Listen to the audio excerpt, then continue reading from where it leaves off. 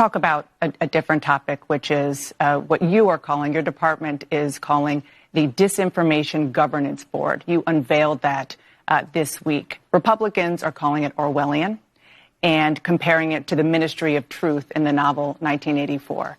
Can you clarify what exactly is this? What exactly will this Disinformation Governance Board do? Will it monitor American citizens? Dan, I'm very pleased to do so. It's clear. I mean, those criticisms are precisely the opposite of what this small working group within the Department of Homeland Security will do. So what it does is it works to ensure that the way in which we address threats, the connectivity between threats and acts of violence are addressed without infringing on free speech, protecting civil rights and civil liberties, the right of privacy. Will American citizens be monitored? No. Republicans are criticizing your decision, the administration's decision to choose Nina Jankowicz to lead this disinformation board. They say she is not somebody who is neutral. Your response? Eminently qualified, a renowned expert in the field of disinformation. Absolutely so. Was the Steele dossier disinformation? It's not for me to opine on. You know, Americans are generally. All right, guys. So that is CNN pressing Alejandro Mayorkas on the fact that the Biden administration and the White House decided to create their Ministry of Truth. And as you can see there, that is Mr. Mayorkas defending the new Ministry of Truth, claiming that, hey, you know what? We're just trying to keep people safe. Okay, we're trying to keep people safe, right? But that's always the excuse from the government to infringe on our rights. We all know what this Ministry of Truth will be used for. All you got to do is just take a look at the Minister of Truth, whom, you know, is not neutral, even though Alejandro Mayorkas claims that she is. Yeah, I just did a story yesterday about how she wants to ban people from being able to say mean things about Kamala Harris and other women on the internet. Okay, that's not a neutral person. Okay, she is clearly a far left Democrat Party operative, and she is not going to administrate the Ministry of Truth from a neutral standpoint. You would have to be an idiot to believe that she would. Obviously, she's not. Okay, so with that being said, I don't buy anything that comes out of this man's mouth.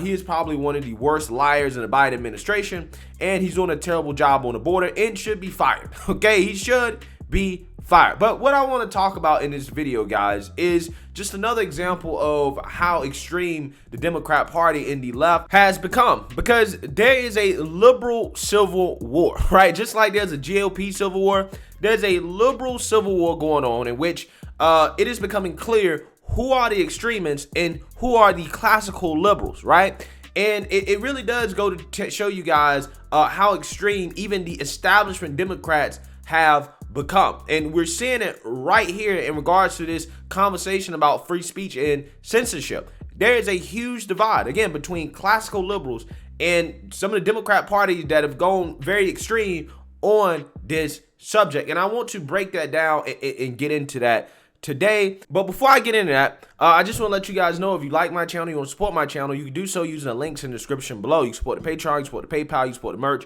There are multiple ways to support the channel if you would like to do so. So with that being said, let's go ahead and play this clip from Obama giving a speech just a few weeks ago before this Ministry of Truth was established, basically saying out loud what we already knew about what the Democrat Party wants to do in regards to free speech and censorship. Take a look. Now, the good news is that almost all the big tech platforms now acknowledge some responsibility for content on their platforms, and they're investing in large teams of people to monitor it.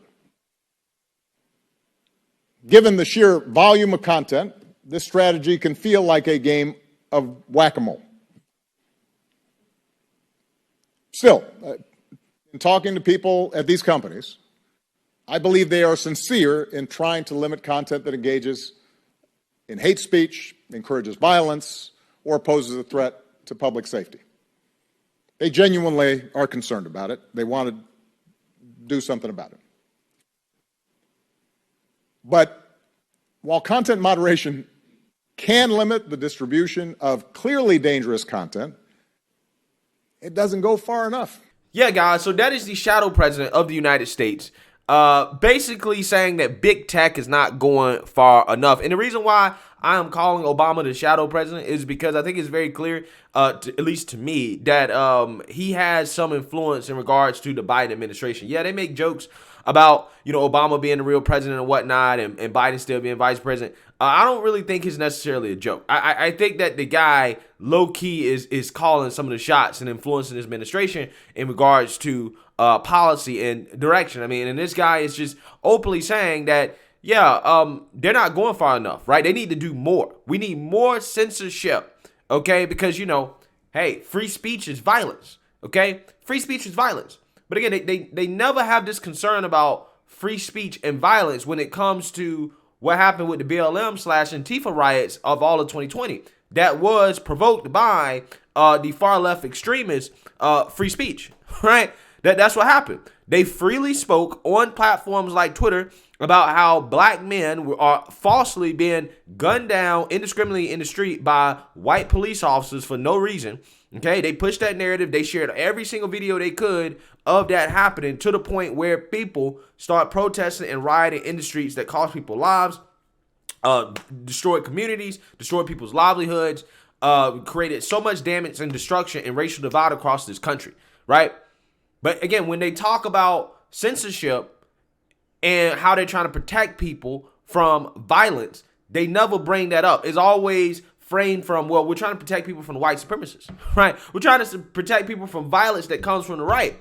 But again, the most violent movement in at least my lifetime, domestically, that has happened, came from the far left, right? It came from the far left.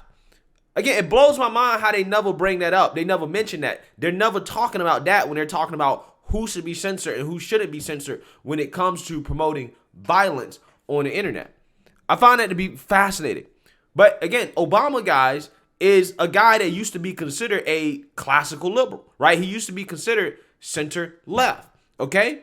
But again, he has moved to the extremes now, okay? He has become an extremist, the extremist that Elon Musk is talking about. Now, let's contrast what Obama just said with what Bill Maher, who is still a classical liberal, has said about big tech censorship of free speech. Take a look. Exactly. Right. But that's not really where the argument is. The argument to me is like, has Twitter failed in setting themselves up in the past as the judge of what can go out there? And I would say, yes, you have. You failed when you threw the New York Post off of Twitter for talking about Hunter Biden's emails, and it turned out that was a real story. Right. You failed when you said we couldn't read about whether COVID had come from a lab. You failed. Did you read about this Babylon Bee? Do you know what the Babylon Bee is? I didn't know this. No. It's like the Christian version of the Onion. Because everyone needs that. Well, some people do. I thought that was They're not Fox all News. you and me, okay? It says your trusted source for Christian news and satire. I didn't know there was such a thing as Christian satire. I thought the religion itself was satire. That's me. I'm not everybody, okay? I'm not everybody. Have a little humility, right? So listen to this. They got flagged for, they posted a funny video. This is funny to them. Okay. Sensitive content, Twitter said. In the video, they were making fun of Twitter for being too sensitive. This is so through the looking glass. Here's what happens in the video. This woman who, going into the Twitter building, this is, parody. This is what people do on television and have done forever. Okay, she's complaining to HR about how sensitive Twitter is. And the guy shows her an ink blot, and she keeps seeing Hitler in all the ink blots. Okay, then she runs screaming out of the building because she's... This is right. Well within what satire has always been. And the fact that they flagged this for being insensitive shows their complete lack of self-awareness about what their own problem is. If that's where the line is, you have failed, Twitter. You do need a new show. Yeah, so Bill Maher here is bringing up a point that Obama is either missing or he doesn't really care about.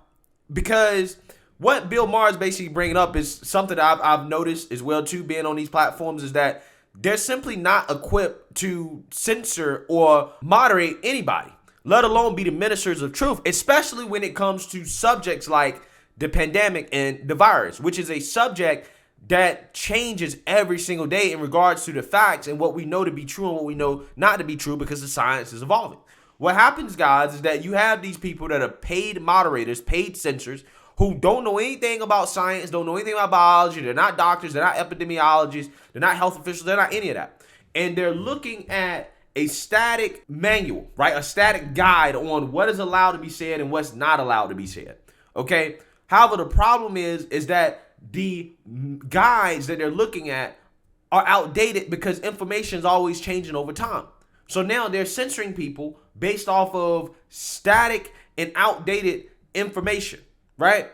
That they're deeming to be misinformation. However, because the science has changed on this stuff, it's no longer misinformation that is being censored, right? They're censoring truth and facts, okay? This is the point that it's got to. That is what's happened when it comes to the pandemic. Now, again, when it comes to the Hunter Biden stuff, yeah, that's just overtly political, okay? When it comes to Babylon B, that's just overtly political.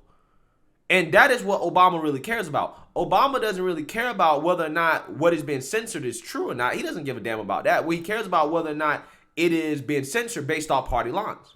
Okay? Because when Obama comes out here and says, well, they're not going far enough, what he actually really means is that they're not fighting back against any narrative that goes against the Democrat Party hard enough. That's what he's saying. That's exactly what he's saying. But this right here, guys, is a clear example of the difference between the extremists in the Democrat Party, like Obama, right? Who was once a classical liberal, okay? And Bill Maher, who is still a classical liberal, that is sticking to his principles and saying, you know what? This stuff goes too far. I'm more concerned about truth, okay? And not having satire be censored, right? Or having political censorship, whether I'm concerned about whether or not it benefits the Democrat Party or my side of the aisle. Because Bill Maher is still pro-Democrat, right? He's still a liberal.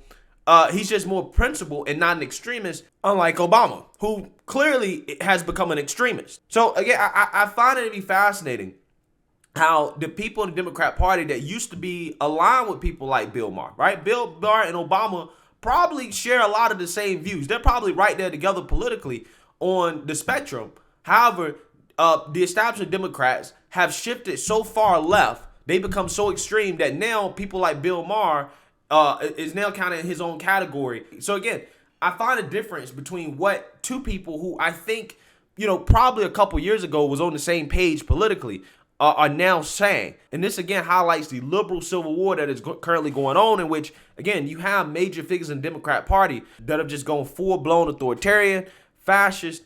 And I think that this is going to cause some serious infighting within the Democrat Party, because there are, again, classical liberals out there that just vehemently disagree with the direction that this party is going in. So it will be fascinating to watch. Let me know what you guys think. Make sure you like, comment, and subscribe. Most importantly, share a Black conservative perspective. Peace.